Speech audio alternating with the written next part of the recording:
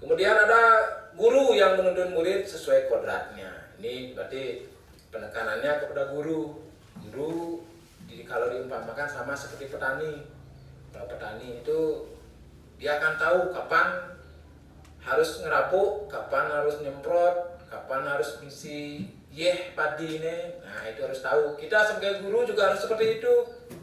Kapan anak-anak kita ajak belajar secara materi, kapan anak-anak kita ajak belajar sambil bermain, kapan anak-anak kita ajak jeda bermain. Itu kemampuan yang harus dimiliki oleh guru. Sampai di sana ada pertanyaan dulu biar tidak ngelantur. Dari perubahan paradigma belajar. Jadi dari apa yang ada di masa lalu, di saat ini sudah harus berubah.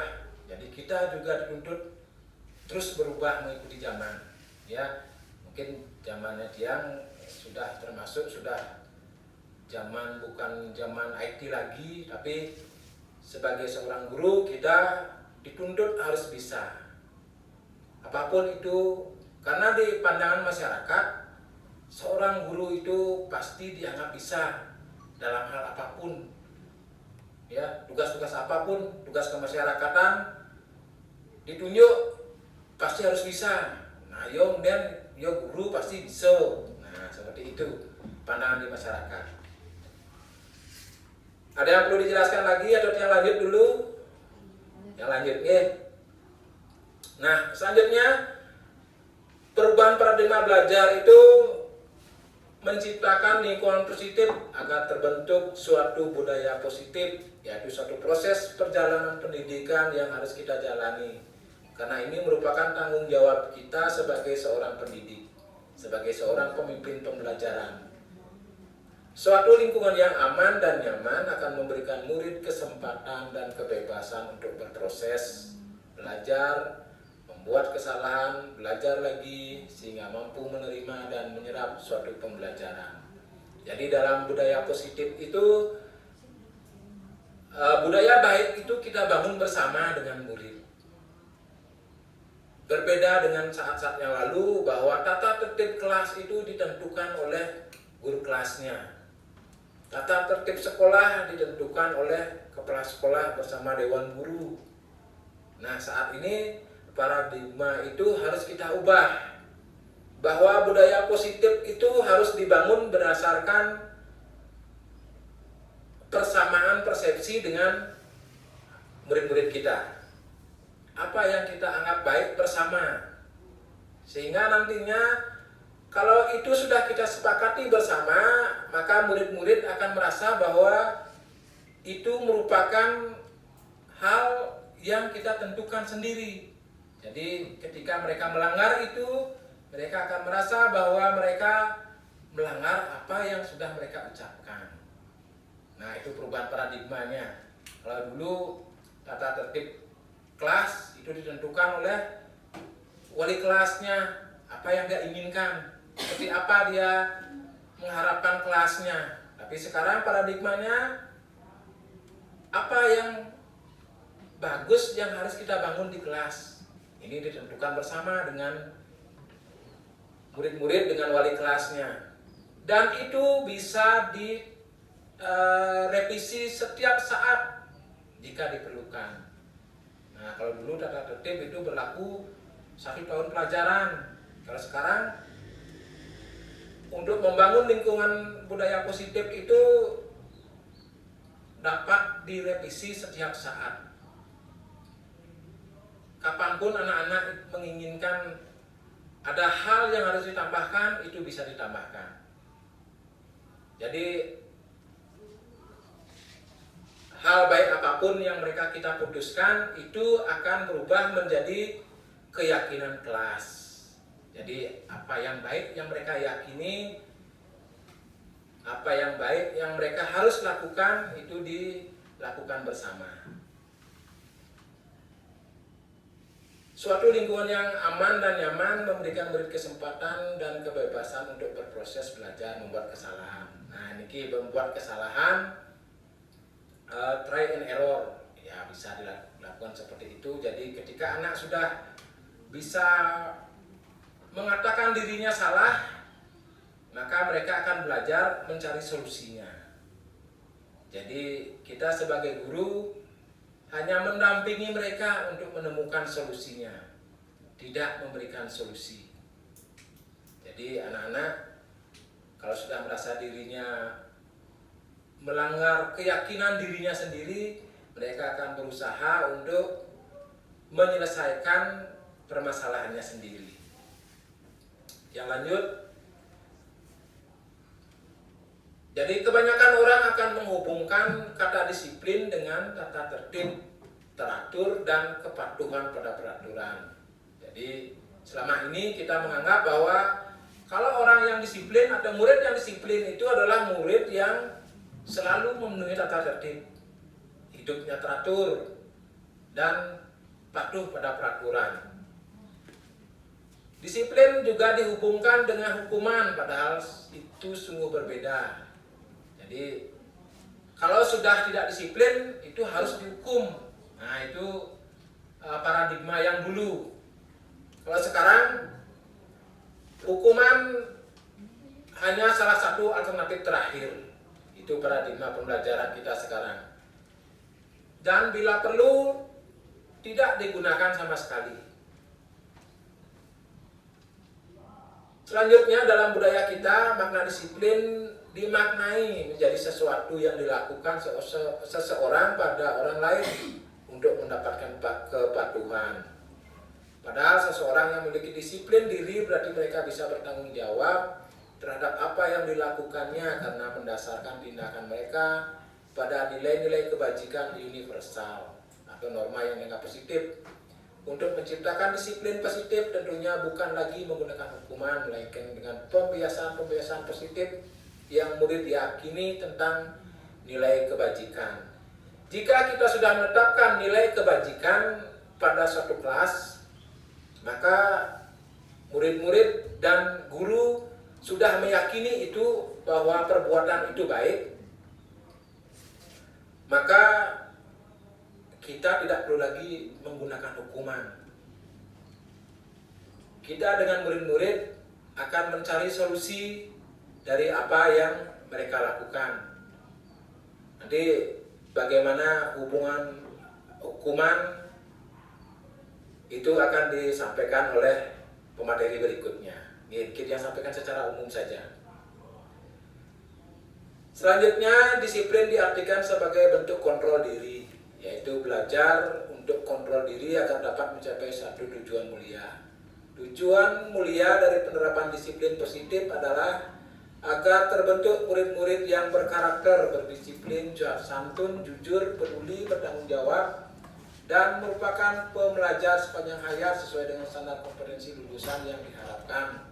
Jadi, tugas kita sebagai guru adalah menciptakan murid-murid yang memiliki disiplin diri sehingga bisa berperilaku sesuai dengan nilai-nilai kebajikan. Jadi disiplin di sini diartikan bahwa masing-masing murid itu menggunakan kontrol dirinya agar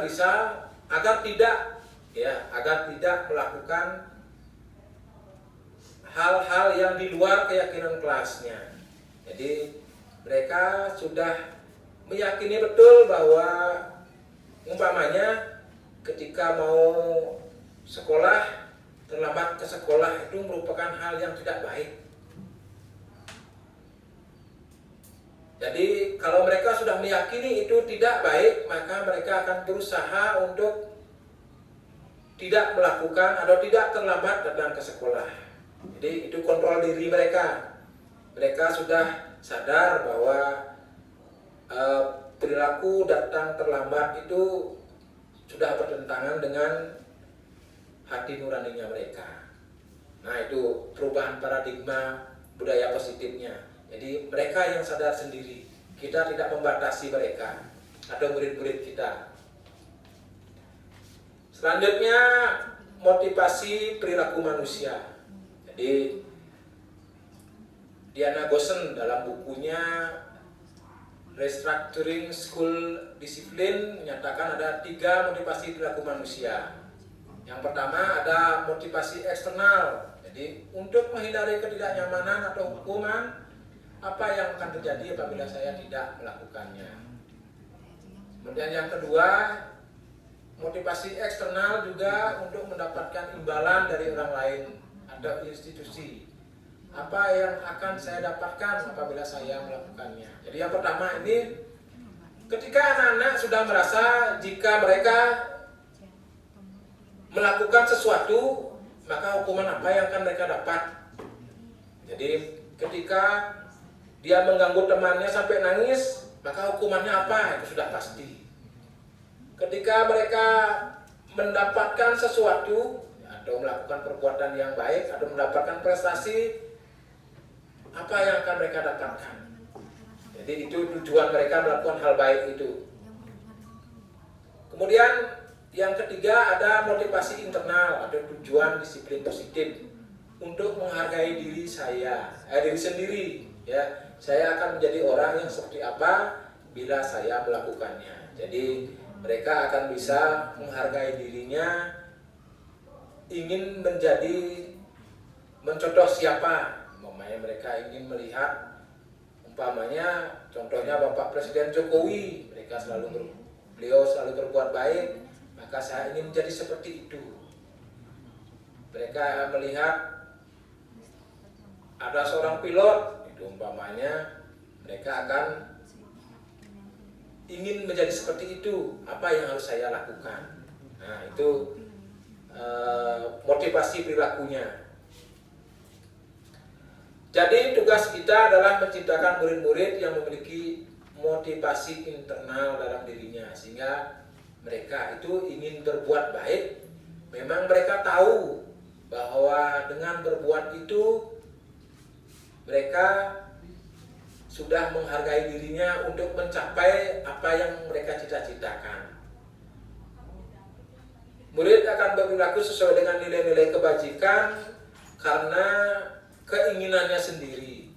Murid akan datang ke sekolah tepat waktu karena ingin menghargai dirinya sendiri, bukan karena takut akan peraturan dan hukuman atau mendapat pujian. Jadi mereka datang tepat waktu, mereka mengerjakan tugas sekolah, mereka berpakaian rapi bukan karena mereka takut melanggar tata tertib atau mereka ingin mendapat hadiah karena berbuat baik, tetapi karena memang mereka betul-betul yakin bahwa dengan berbuat seperti itu, apa yang mereka cita-citakan itu akan tercapai.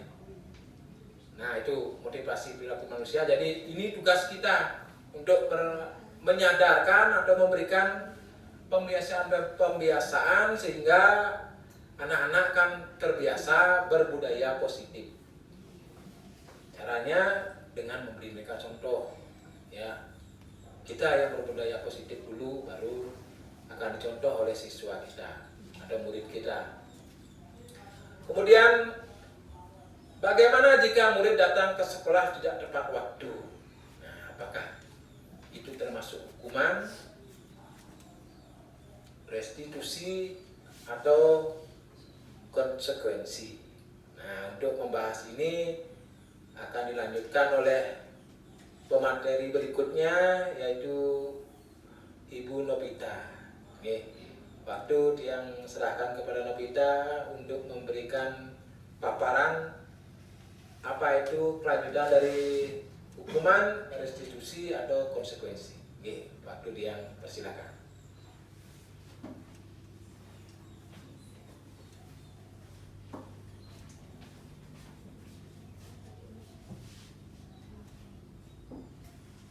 Baik, terima kasih atas kesempatannya, Pak Man.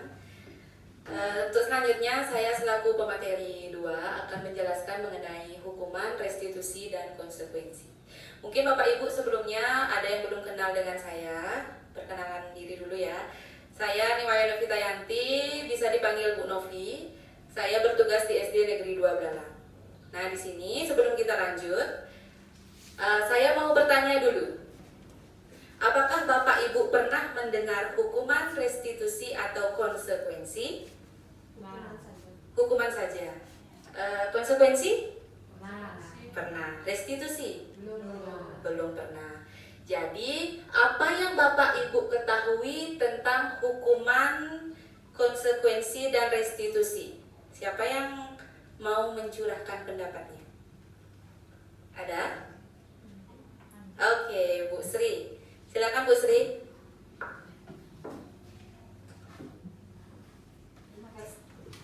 Terima kasih kesempatannya Ibu Novi. Kalau menurut saya hukuman itu adalah mendadak dilakukan tanpa ada kesepakatan terhadap guru dan murid. Jadi murid itu belum terima, kenapa saya dihukum seperti ini? Itu sih menurut saya Ibu. Terima kasih. Baik, itu tadi penjelasan dari Ibu Sri. Katanya kalau hukuman itu tanpa ada kesepakatan terlebih dahulu. Jadi apabila siswanya itu melakukan suatu kesalahan, jadi hukuman yang diberikan itu mendadak. Apa yang dipikirkan oleh guru itulah nanti yang menjadi hukumannya, seperti itu. Kalau Bu Sri, menurut Bu Sri konsekuensi itu apa? Ya, konsekuensi. Terima kasih. Kalau menurut saya konsekuensi itu adalah adanya kesepakatan antara siswa dan guru. Misalnya dengan adanya keyakinan kelas yang kita telah buat. Jika murid melanggar, murid sudah tahu konsekuensinya. Kalau saya telah datang ke sekolah, berarti saya harus menyapu misalnya, karena kesepakatan sudah dibuat antara guru dan siswa. Restitusi? Restitusi saya belum tahu Ibu, mungkin Ibu bisa menjelaskan. Baik, itu tadi penjelasan dari Ibu Sri, di mana Ibu Sri menjelaskan bahwa hukuman itu belum ada kesepakatan, kemudian konsekuensi itu sudah ada kesepakatan. Ya, terima kasih Bu Sri. Beri tepuk tangannya untuk Bu Sri dulu. Ya, jadi bagaimana jika murid datang ke sekolah tidak tepat waktu? Kita sebagai guru, apakah seharusnya memberikan hukuman, konsekuensi, atau restitusi? Kalau menurut Bapak Ibu terlebih dahulu, apa yang harus kita berikan sebagai guru? Konsekuensi. Nggak ada yang memberikan hukuman? Kalau nyatanya bagaimana? Kalau ada murid yang nggak datang, Bapak Ibu bagaimana biasanya? Hukuman. Berarti tidak ada yang memberikan restitusi ya? Karena belum tahu restitusi itu apa. Ya, sekarang saya lanjut ke restitusi. Jadi restitusi itu adalah proses menciptakan kondisi bagi murid untuk memperbaiki kesalahan mereka, sehingga mereka bisa kembali pada kelompok mereka dengan karakter yang lebih kuat. Nah, restitusi juga merupakan proses kolaboratif yang mengajarkan murid untuk mencari solusi untuk masalah mereka dan membantu murid berpikir tentang orang seperti apa yang mereka ingin jadi. Maksudnya mereka tuh mau menjadi apa sih? Gitu. Jadi restitusi dalam intinya gini. Kalau restitusi itu murid itu mencari solusi sendiri atas kesalahan-kesalahan yang dia buat. Mereka itu harus tahu, oh tadi saya membuat kesalahan. Bukan kita yang menyalahkan, kamu tadi salah karena kamu sudah menjatuhkan air temanmu. Itu bukan restitusi, tapi murid itu mengetahui kesalahan mereka dan murid itu juga mengetahui konsekuensi apa yang harus mereka ambil atas perbuatan kesalahan mereka itu. Jadi itulah yang dinamakan restitusi.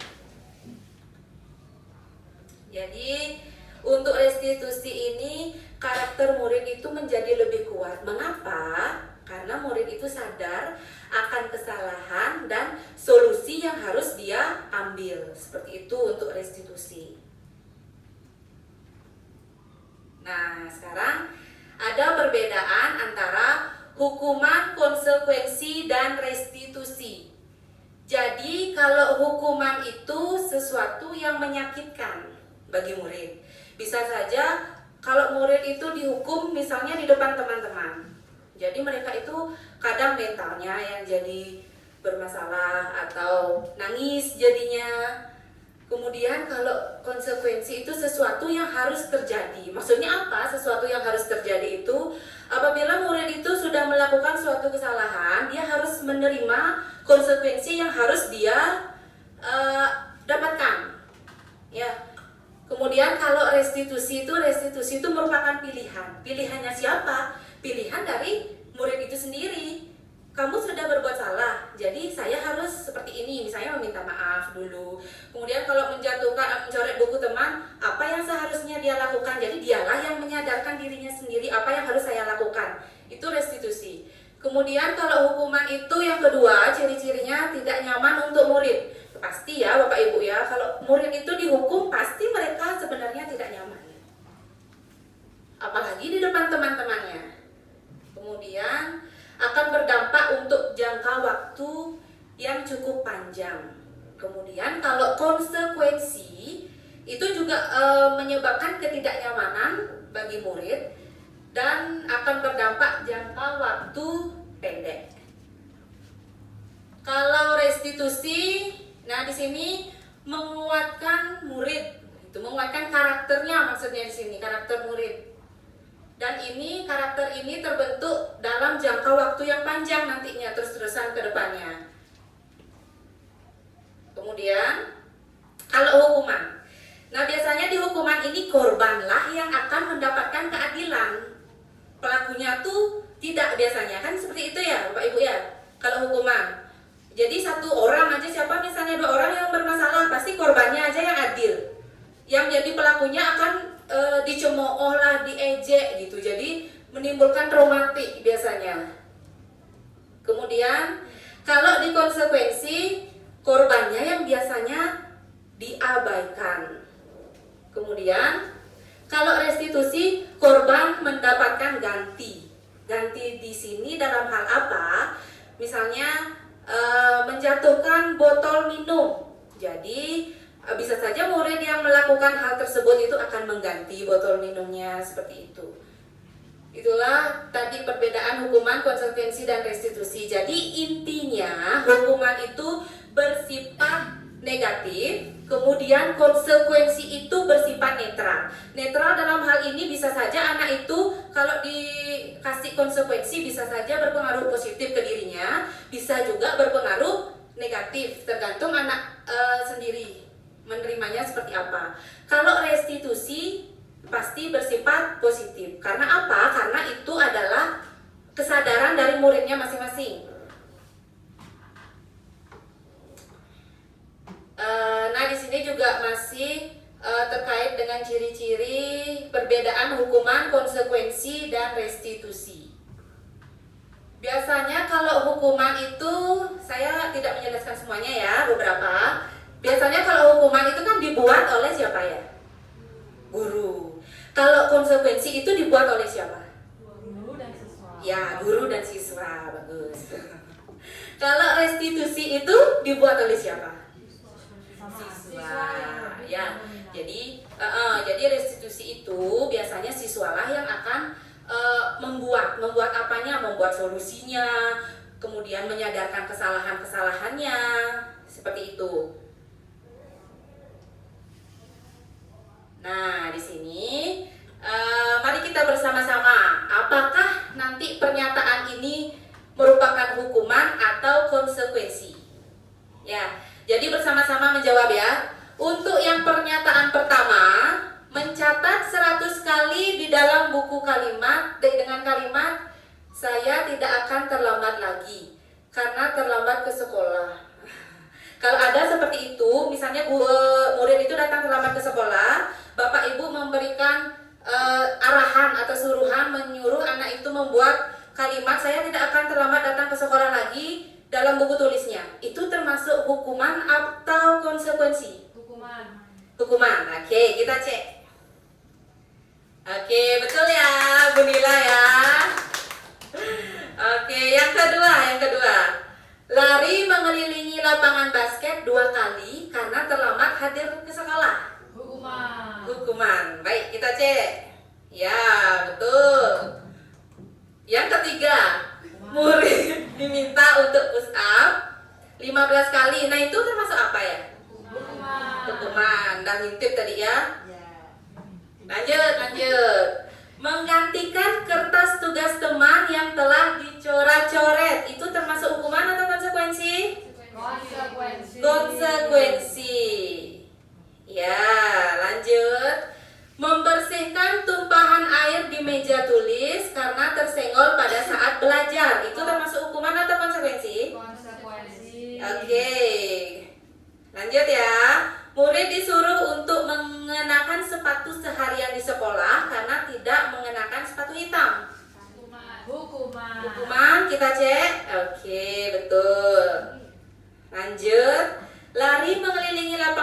bangkit 2 kali karena terlambat 10 menit untuk pelajaran PJOK. Konsekuensi. Oh, berarti di sini Bapak Ibu sudah memahami perbedaan hukuman dan konsekuensi. Tepuk tangan dulu untuk kita semua ya. Nah, di sini saya akan menjelaskan kembali terkait dengan ciri-ciri restitusi. Jadi untuk ciri-ciri yang pertama itu bukan untuk menebus kesalahan. Restitusi itu bukan untuk menebus kesalahan, tetapi untuk belajar dari kesalahan. Yang kedua, memperbaiki hubungan. Terkadang kalau siswa itu berkelahi dengan temannya, kalau kita memberikan hukuman malah siswanya itu menjadi musuhan. Tetapi kalau kita terapkan restitusi ini, mereka akan menjadi memperbaiki hubungan pertemanan mereka, menjadi lebih akrab, lebih baik, kadang bisa menjadi sahabat jadinya. Seperti itu. Kemudian kalau restitusi itu bukan termasuk paksaan, tetapi tawaran. Ya. Dan yang keempat, restitusi itu menuntun untuk melihat ke dalam diri. Artinya anak-anak atau kita sendiri pun harus menyadari diri sendiri atas kesalahan-kesalahan kita seperti apa. Jadi di sanalah akan terbentuk karakter siswanya di sini untuk menyadari kesalahan. Jadi siswa itu akan lebih percaya diri, jujur, bertanggung jawab. Jadi seperti itu akan dampaknya. Kemudian restitusi itu mencari kebutuhan dasar yang mendasari tindakan. Jadi maksudnya seperti ini. Misalnya kalau siswa itu ada mencubit temannya, kita tuh menanyakan kepada siswanya, "Nah, kamu pasti punya alasan kenapa melakukan hal itu." "Ya Bu, saya soalnya tidak diajak bermain sama temen." Berarti kebutuhan dasar yang dia perlukan itu apa? Kebutuhan akan perhatian. Jadi di sana mereka tuh akan menyadari, oh ternyata saya itu kurang perhatian kayak gitu. Jadi guru pun juga akan menyadari, oh ternyata murid ini melakukan kesalahan karena dia itu butuh perhatian atau butuh kasih sayang, seperti itu. Kemudian restitusi itu adalah cara yang paling baik dalam menyelesaikan suatu permasalahan. Kemudian di restitusi itu fokusnya itu bukan kepada tindakan tetapi kepada karakter. Dan fokus restitusi itu juga bukan kepada masalahnya tetapi kepada solusinya. Seperti itu Bapak Ibu nge. Dan mengembalikan murid yang berbuat salah pada kelompoknya. Artinya kalau murid itu berbuat salah, jangan dijauhi atau jangan dimusuhi, tapi ajak mereka berkumpul kembali bersama teman-temannya, sehingga mereka akan memperbaiki hubungan bersama teman-temannya itu. Nah, di sini ada kebutuhan dasar manusia. Bapak Ibu mungkin sudah mengetahui kebutuhan dasar manusia itu ada apa saja. Kebutuhan untuk bertahan hidup. Lanjut, apa lagi? Cinta. Lagi? Bu Ayu? Kebebasan. Lanjut? Kekuatan. Lagi? Kesenangan. Oke, kita cek ya. Kebutuhan dasar manusia yang pertama, kebutuhan untuk bertahan hidup. Nah, biasanya di sini kebutuhan untuk bertahan hidup itu kebutuhan yang bersifat fisiologis. Nah, fisiologis artinya makanan, kemudian tempat tinggal, dan kesehatan. Itulah contoh dari kebutuhan bertahan hidup. Untuk yang kedua, ada kebutuhan kasih sayang dan rasa diterima. Seperti yang saya jelaskan contoh kasus yang sebelumnya ya. Yang ketiga ada kebutuhan akan penguasaan. Nah, artinya di sini kebutuhan pengakuan atas kemampuannya. Mungkin saya saja seperti itu. Misalnya saya sudah berbuat A. Saya tuh butuh pengakuan dari teman-teman, ayo dong puji saya, seperti itu. Itulah salah satu kebutuhan dasar manusia. Bapak Ibu juga seperti itu enggak? Iya. Misalnya kita udah capek-capek nih, kayak sekarang misalnya siapa Bu Ayu, kayak daftarin PPDB, nyari titik koordinatnya, nyari apa lagi tuh saya kurang paham juga. Puji aja dia, wih hebat ya Bu Ayu ya, gitu. Seneng dah dia. Karena dia juga butuh apa? Butuh pengakuan atas kemampuannya ya. Jadi dia bisa aja lebih semangat meskipun kita nggak bantu. Yang penting kita puji aja. Iya kan? Apalagi dikasih nasi habis Iya. perut rasa kenyang akan lebih lagi kebutuhan dasar pokoknya. Ya. Kemudian yang keempat itu kebutuhan akan kebebasan. Nah, kebebasan dalam hal ini itu kebutuhan bebas untuk memilih.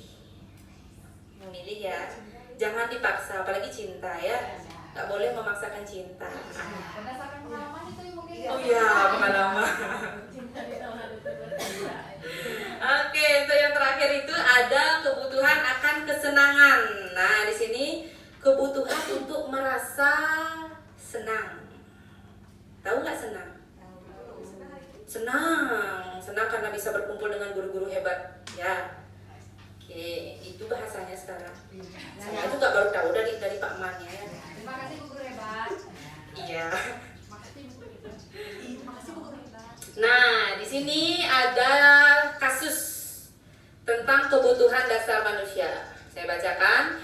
Bimo, seorang anak TKB, selalu berlari keluar kelas menuju jalan raya di depan sekolahnya yang ramai dengan kendaraan.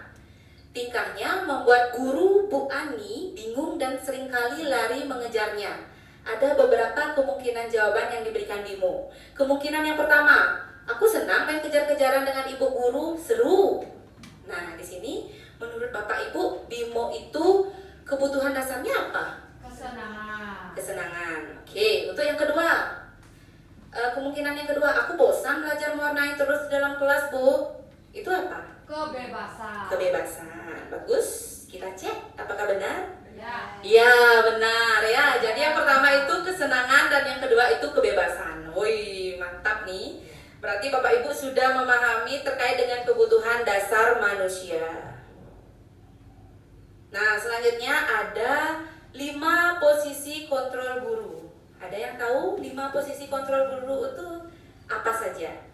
Belum tahu. Belum tahu. Ada yang tahu? Siapa? Bu Sri. Apa Bu Sri yang pertama? Yang pertama saya sebagai teman. Teman.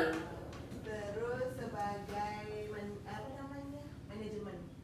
Manajer. Iya, manajer. Manajer. Lanjut. Terus sebagai penghukum. Penghukum. Apalagi dua Ibu Cedewi. Pembuat rasa bersalah. Ada lagi yang ingat? Pemantau. Pemantau. Nah, mungkin karena mereka sudah duluan mendapatkan di guru penggerak angkatan 9 ya, berarti masih ingat. Kita cek yang pertama itu ada 5 posisi kontrol, yaitu penghukum. Nah, di sini penghukum itu seorang penghukum bisa menggunakan hukuman fisik maupun verbal.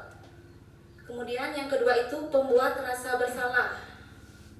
Yang ketiga itu ada teman. Yang keempat itu pemantau dan yang kelima itu manajer. Bapak Ibu menempati posisi kontrol yang mana? Penghukum lagi? Pembuat rasa bersalah? Semuanya deh kayaknya. Semua, ya. Pasti pernah dilakukan oleh seorang guru. Ya. Apakah Bapak Ibu tahu perbedaannya antara kelimanya ini? Saat ini belum tahu. Belum tahu ya. Nah, di sini saya akan menjelaskan terkait dengan perbedaan. Kalau posisi guru dalam penghukum, sebagai penghukum, biasanya dia itu suka menunjuk-nunjuk, menyindir, menghardik dan bernada suara keras atau tinggi. Itu penghukum. Biasanya kalau kamu ini sudah berapa kali ibu kasih tahu, masih aja diulangi kayak gini, cepat sekarang nyapu atau bersihkan toiletnya. Nah, itu adalah penghukum. Dan saya pun biasanya seperti itu. Ya. Jadi, apa hasilnya kalau guru itu sebagai penghukum? Dibenci. Ya, salah satunya pasti guru itu, apa sih guru ini? Diomongin dah sama teman-temannya itu. Bisa saja guru itu dikasih nama ejekan. Kayak saya dulu pernah dikasih nama Ibu Peroro gitu. Kok Bu Peroro bisa ya gitu kan? Habis itu Senang tapi lo ya Bu ya? iya. Jadi murid itu suka berbohong jadinya kan? Iya, suka berbohong. Kemudian dampaknya apa? Apakah kalau kita memberikan hukuman ke murid itu murid bisa jerah? Nah, bisa saja dia akan mengulanginya lagi. Ya, untuk yang kedua ada pembuat rasa bersalah. Bapak Ibu tahu nggak bagaimana perkataan guru yang menempati posisi pembuat rasa bersalah biasanya? Ibu kecewa dengan sikap kamu. Ya, salah satunya misalnya, nak, udah berapa kali ibu kasih tahu, ibu kecewa sekali sama sikapmu. Nggak kasihan kamu sama ibu, nanti lagi ibu dimarah sama kepala sekolah. Nah, nanti kan dimarahin ibu lagi. Itulah pembuat rasa bersalah. Iya. Dampaknya apa untuk muridnya? Murid jadi takut gitu. Muridnya itu ya takut, selain itu tidak percaya diri ya, karena dia merasa bersalah jadinya, jadi tidak percaya diri ya. Nah, yang ketiga ada teman. Kalau teman itu bagaimana biasanya Bapak Ibu berkata kepada muridnya? Ayo,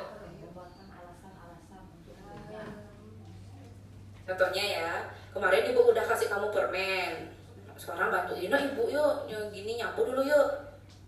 Itu salah satu perkataannya ya. Itulah posisi kontrol sebagai teman. Biasanya kalau kita menempatkan diri sebagai teman, apa akibatnya kepada murid-murid? Ya, muridnya melunjak. Kita tuh biasanya tidak dihargai. Woi bu, itu biasanya dia kan. Ya, seperti itu dampaknya. Kemudian ada posisi kontrol guru itu pemantau. Apa biasanya yang pemantau Bapak Ibu katakan kepada muridnya? Kalian tahu nggak peraturannya kalau kalian buang sampah sembarangan? Selalu ingetin peraturan aja. Kalian tahu nggak kalau kamu tidak mengikuti tata tertib, nanti kena aturannya, melanggar aturan yang apa? Itu pemantau biasanya. Ya. Kemudian kalau manajer itu bagaimana biasanya posisi guru sebagai manajer? Apakah Bapak Ibu tahu? Apa yang biasanya Bapak Ibu katakan kalau dalam posisi kontrol sebagai manajer? Menerapkan segitiga restitusi, betul. Jadi misalnya ada murid salah kayak ini misalnya. Nah, kamu tahu nggak kenapa ibu panggil ke ruang guru? Misalnya muridnya itu udah mengatakan, maaf bu, saya tadi ada kesalahan ini. Kamu masih ingat nggak keyakinan kelas yang sudah kita buat? Coba sebutkan, itu misalnya. Jadi kalau misalnya kesalahanmu itu apa solusi yang akan kamu ambil? Itu merupakan posisi guru sebagai manajer. Nah, sekarang saya akan meminta Bapak Ibu untuk menjawab. Ya, untuk yang pertama, saya kecewa sekali dengan kamu. Itu posisi kontrol apa? Apa? Membuat rasa bersalah. Yang kedua, kamu tidak pernah benar melakukannya. Penghukum, kita cek. Yang ketiga, ayolah lakukan demi ibu, teman. Yang keempat, apakah kamu mau mendapatkan stiker bintang hari ini? Apa itu? Pemantau. Kemudian, bagaimana kamu bisa menyelesaikan masalah ini? Manajer, oke, betul. Yang terakhir, kamu selalu yang paling terakhir dalam pulang gitu misalnya, atau menjawab pertanyaan ibu. Penghukum. Oke, luar biasa sekali Bapak Ibu. Jadi tadi sudah mengetahui dan memahami posisi kontrol guru. Ya, tepuk tangan dulu untuk kita semua ya. Ya, untuk materi yang saya bawakan cukup sampai di posisi kontrol gurunya. Untuk selanjutnya mengenai segitiga restitusi akan dijelaskan oleh pemateri 3, Ibu Novi. Untuk Ibu Novi, saya persilakan.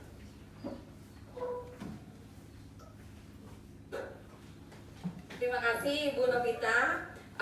Selamat siang guru-guru hebat dari SD 3 Braban dan SD 2 Belalang. Guru hebat tapi. Ya, sebelum saya mulai, saya ingin memperkenalkan diri karena ada beberapa orang guru yang belum mengenal saya.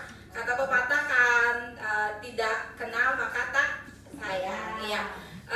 Tiang Nimade Novi Suryandari dari SD Negeri 3 Braban.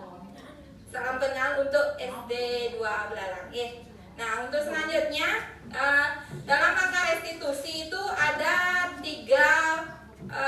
tiga bagiannya. Yang pertama itu adalah menstabilkan menstabilkan identitas.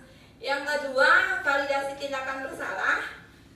Dan yang ketiga, menanyakan keyakinan. Nah, ketiga bagian itu sering disebut dengan segitiga restitusi. Ya, di mana pada saat menstabilkan identitas itu biasanya setiap orang itu pasti pernah melakukan kesalahan. Nah, terus yang kedua, misalnya kamu bukan satu-satunya yang pernah melakukan ini. Ya, seperti itu. Nah, yang kedua, validasi tindakan bersalah. Pertanyaan yang sering kita gunakan misalnya, kamu tentu punya alasan mengapa melakukan perbuatan seperti yang kamu lakukan. Untuk yang kedua misalnya, adakah cara yang lebih efektif untuk mendapatkan apa yang kamu butuhkan? Atau untuk yang menanyakan keyakinannya, pertanyaannya misalnya, keyakinan kelas mana yang telah kita sepakati atau yang mana yang kamu yang kamu langgar dari kesepakatan yang telah kita perbuat. Terus yang kedua, kamu ingin menjadi orang yang seperti apa? Nah, terus apa itu segitiga restitusi? Segitiga restitusi itu merupakan sebuah tahapan untuk memudahkan para orang guru atau orang tua dalam melakukan proses untuk menyiapkan anaknya dalam melakukan restitusi. Segitiga restitusi adalah suatu proses dialog dijalankan oleh guru atau orang tua agar dapat menghasilkan murid yang mandiri, bertanggung jawab. Proses dialog tersebut digambarkan dalam ketiga sisi pada segitiga restitusi.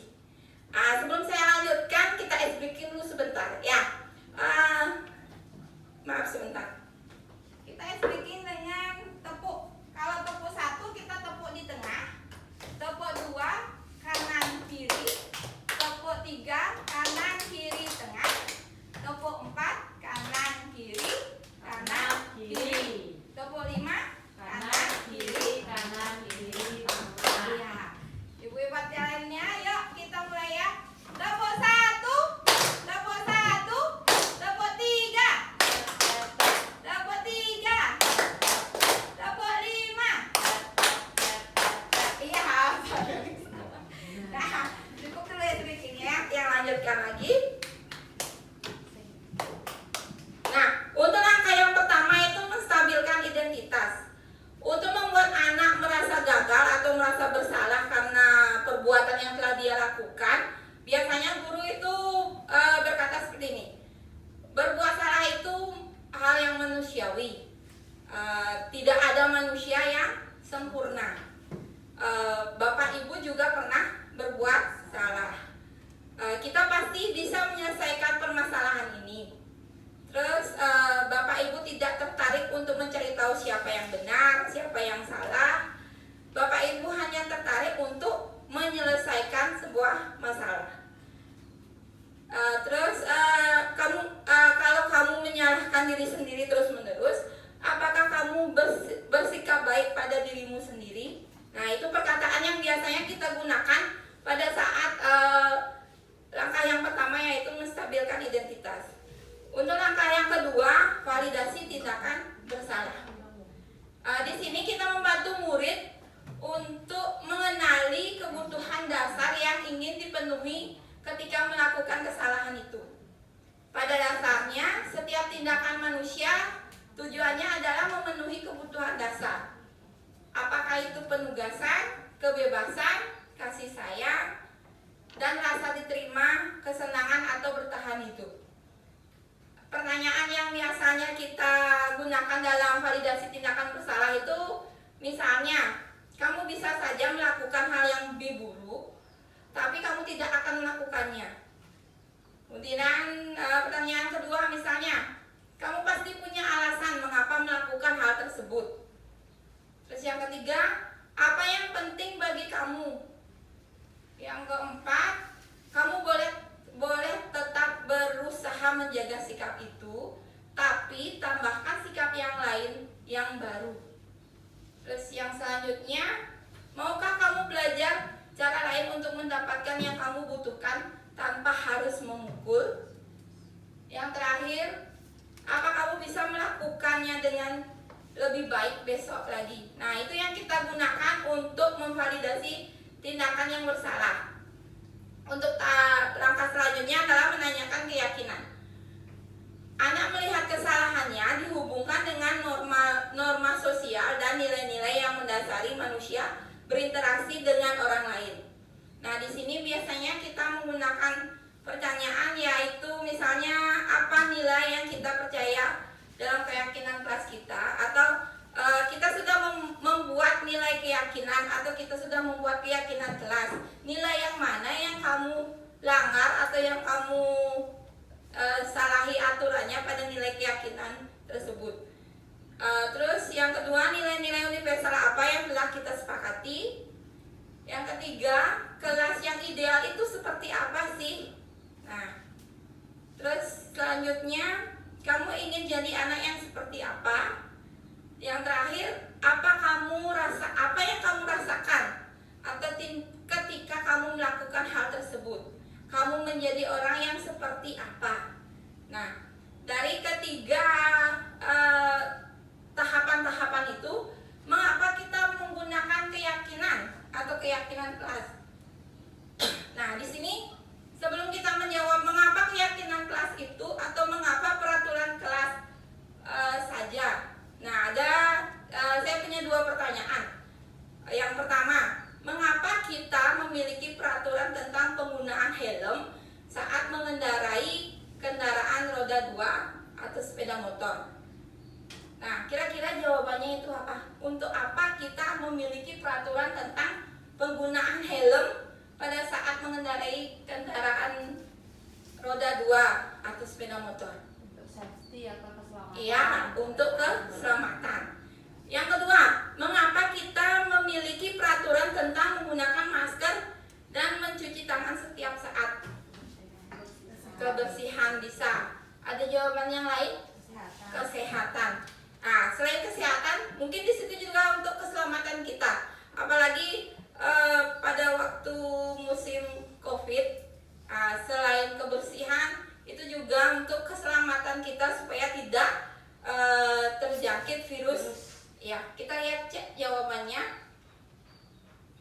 Ya, mengapa kita memiliki peraturan tentang penggunaan helm pada pengendara roda 2 atau sepeda motor adalah untuk keselamatan.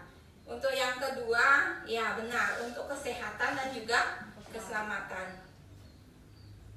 Nah, nilai-nilai keselamatan dan kesehatan inilah yang kita sebut sebagai suatu keyakinan, yaitu nilai-nilai kebijakan universal yang disepakati secara tersirat dan tersurat, lepas dari latar belakang suku, negara, bahasa, maupun agama. Kegiatan-kegiatan apa saja yang dilakukan agar menentukan keyakinan suatu sekolah maupun keyakinan kelas. Yang pertama, menciptakan program kebajikan. Misalnya menciptakan program kebajikan itu menerapkan 5S. Masih ingat 5S? Salam, senyum, sapa, ya, sopan dan santun. Ya. Untuk yang kedua, membentuk keyakinan sekolah atau kelas. Di mana di sini keyakinan kelas itu bersifat lebih abstrak dari peraturan. Jadi seperti katakan Pak Man tadi, keyakinan kelas itu bisa berubah. Tidak seperti peraturan yang ada di sekolah yang itu harus diterapkan selama 1 tahun, tapi keyakinan kelas ini kita buat bersama anak-anak, menyimpulkan keyakinan kelas apa yang akan kita terapkan selama periode yang telah kita sepakati. Terus yang kedua, keyakinan kelas berupa sebuah pernyataan-pernyataan universal. Pernyataan keyakinan kelas dengan siasa dibuat dalam bentuk kata-kata positif.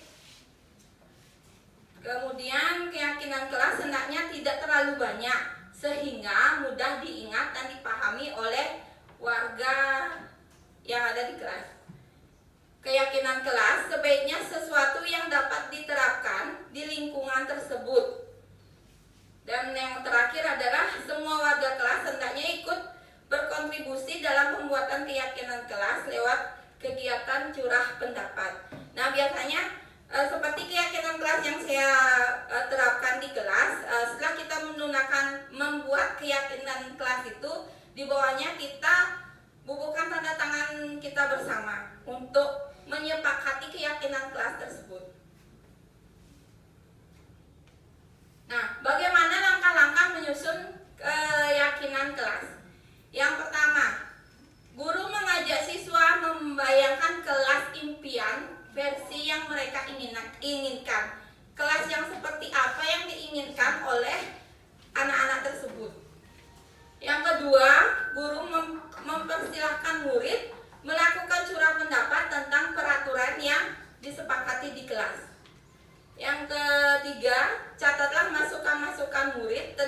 keyakinan mereka dalam sebuah kertas besar dan bisa meminta murid menempelkannya sendiri. Dari keyakinan-keyakinan mereka, kita ambil kesimpulan untuk membuat sebuah keyakinan kelas. Terus yang selanjutnya, tinjau kembali daftar surat pendapat yang sudah dicatat. Mungkin masih ada pertanyaan yang berupa peraturan. Jadi dalam keyakinan kelas itu tidak ada peraturan yang bersifatnya menghukum. Kemudian sebaiknya keyakinan sekolah atau kelas itu tidak terlalu banyak, berkisar 3 atau 7 prinsip atau keyakinan. Selanjutnya, bila mana terlalu banyak, maka kelas akan sulit mengingatnya dan akibatnya akan sulit dijalankan. Setelah selesai mintalah murid menandatangani keyakinan tersebut bersama-sama sebagai bukti dari penyetujuan apa yang telah mereka yakini. Pajarlah keyakinan kelas tersebut dalam kelas. Itu gunanya untuk seandainya mereka lupa, jadi mereka bisa membacanya sendiri di dinding-dinding kelasnya mereka. Nah, di sini untuk praktek budaya positif, untuk segitiga restitusi yang sudah menerapkan beberapa kasus yang saya lihat di sekolah atau di kelas yang sempat melakukan segitiga restitusi. Untuk sedikit yang perlihatkan sedikit.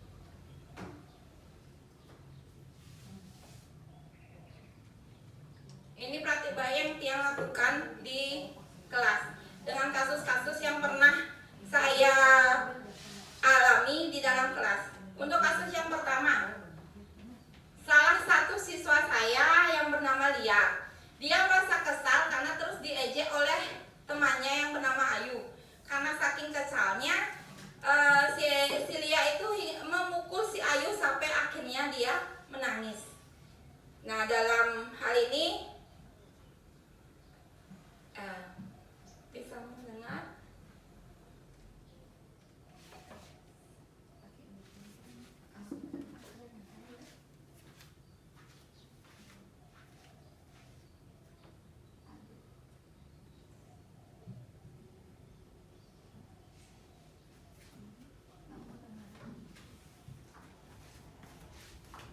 Nah, di sini saya melakukan kegiatan menstabilkan identitas. Saya menanyakan apakah kebenaran apa yang dirasakan si Lia, kenapa dia begitu kesal sehingga dia sampai memukul Ayu hingga si Ayu itu sampai menangis. Untuk tindakan yang kedua, menstabilkan tindakan rasa bersalah. Di sana saya mengungkapkan pertanyaan, harusnya dia bisa melakukan hal yang lebih daripada itu, tetapi dia tidak melakukannya. Terus untuk selanjutnya menanyakan keyakinan kelas yang mana yang dia yang dilanggar oleh Lia. Menurutnya dia di situ keyakinan kelas yang kurang menghargai karena menurut dia tidak seharusnya si Ayu itu mengejek si Lia sehingga membuat Lia itu sangat marah kepada Ayu sampai akhirnya memukul si Ayu. Nah, untuk kasus yang kedua, salah satu siswa yang bernama Sastra, dia bermain sepak bola di dalam kelas hingga memecahkan jam dinding yang ada di kelas. Jam dinding itu pun hampir mengenai temannya, dan syukurnya jam itu tidak sampai mengenai temannya. Nah, pada saat itu ketua kelas melaporkan kejadian tersebut kepada saya.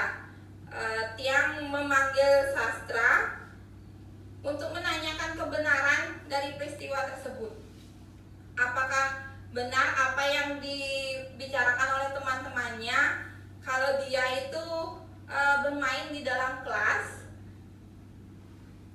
Dan jawabannya memang benar. Kenapa? Karena dia mencari sebuah kesenangan, di mana pada saat itu dia mengajak teman-temannya bermain di halaman untuk bermain sepak bola, dan teman-temannya tidak mau mengikutinya. Jadi dia dengan mencari kesenangannya sendiri, dia bermainlah di dalam kelas sehingga memecahkan jam dinding.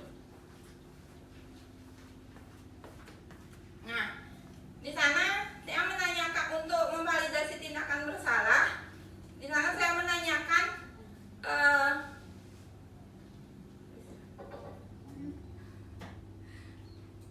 supaya bisa terdengar sedikit ya.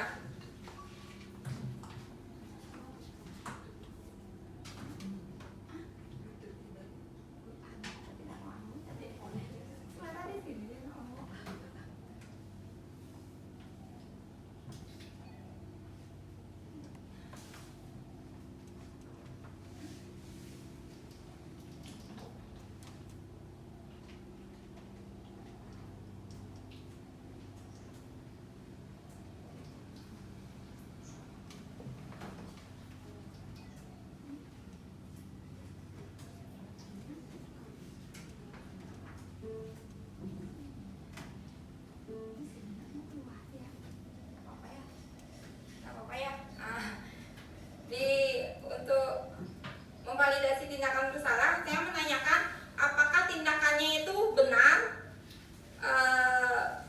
bermain sepak bola di dalam kelas, dan dia dapat mengetahui bahwa tindakannya itu kurang benar karena itu bisa merugikan dirinya sendiri dan merugikan orang lain.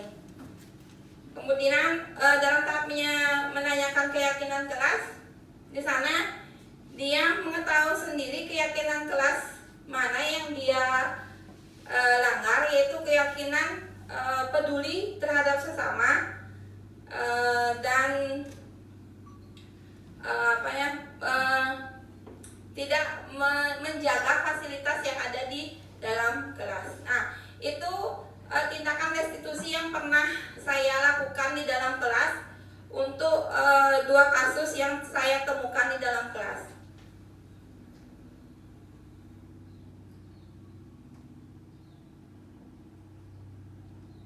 Nah, untuk praktik baik yang lainnya dari rekan saya bisa dilanjutkan oleh Pak Manu, Nopi. Untuk praktik baik yang pernah dilakukan oleh Novita akan dibawakan oleh Novita sendiri.